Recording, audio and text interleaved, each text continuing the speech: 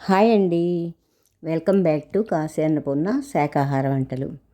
First time నా channel చూస్తుంటే subscribe చేసుకోవడం మర్చిపోకండి ఫ్రెండ్స్.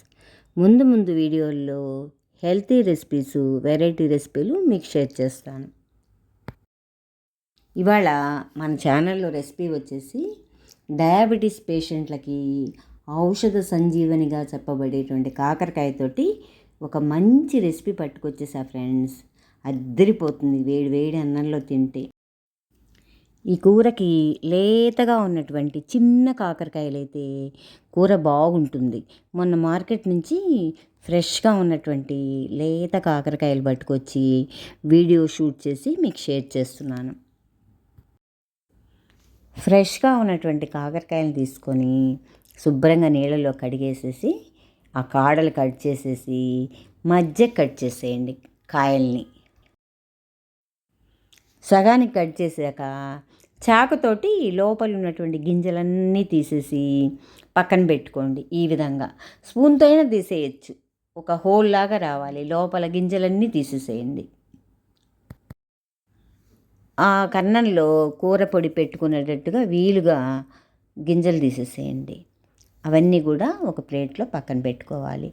అలాగే 2 ఉల్లిపాయలు తీసుకొని పెద్ద సైజువి పొట్టంతా తీసేసి సన్నగా చిన్న చిన్న ముక్కలుగా కట్ చేసేసి పక్కన పెట్టుకోవాలి. చాలా చిన్న సైజు ఉండాలి ఉల్లిపాయ ముక్కలు ఈ విధంగా.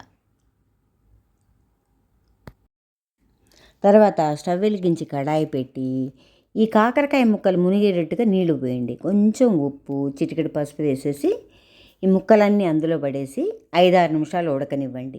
మరి మెత్తబడకూడదు, 5-6 నిమిషాలు సరిపోతుంది. ఆ ముక్కలన్నీ కాస్త మెత్తబడంగానే అవన్నీ తీసేసి ఒక ప్లేట్లో పక్కన పెట్టేసుకోండి. ముక్కలన్నీ కూడా ఈ విధంగా.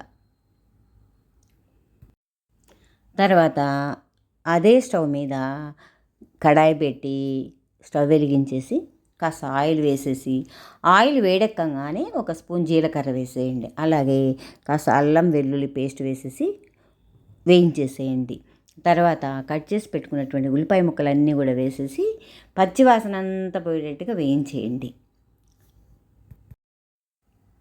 ఉల్లిపాయ ముక్కలన్నీ వేగంగానే రుచికి తగ్గ సాల్టు, అలాగే ముక్కలు బట్టి సాల్ట్ చూసుకోండి, కారము, కొంచెం గరం మసాలా వేసేసి బాగా వేయించేసేయండి. అంతా కలిపేసేసి తర్వాత కాసిన వేయించి పెట్టుకున్నటువంటి పల్లి పౌడర్ కూడా కాస్త 2 స్పూన్ల వరకు వేసేసేయండి.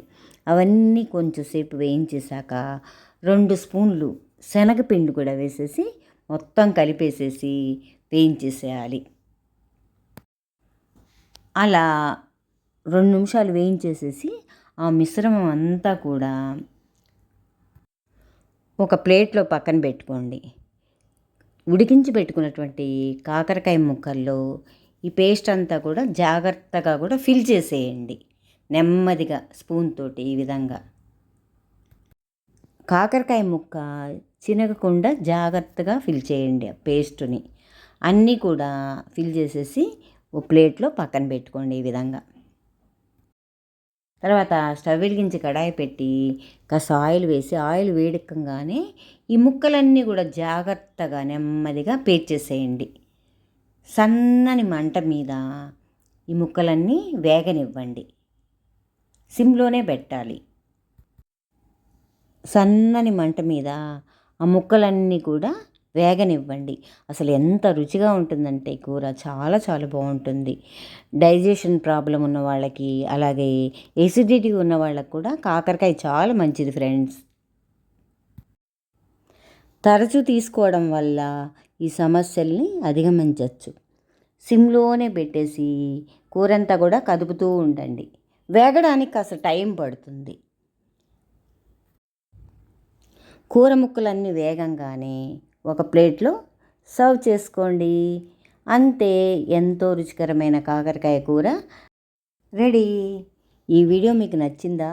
నచ్చినట్లయితే ఈ వీడియోని మీ ఫ్రెండ్స్కి అలాగే రిలేటివ్స్కి షేర్ చేయడం మర్చిపోకండి ఫ్రెండ్స్. థ్యాంక్ యూ నా వీడియో ఫుల్గా వాచ్ చేసినందుకు.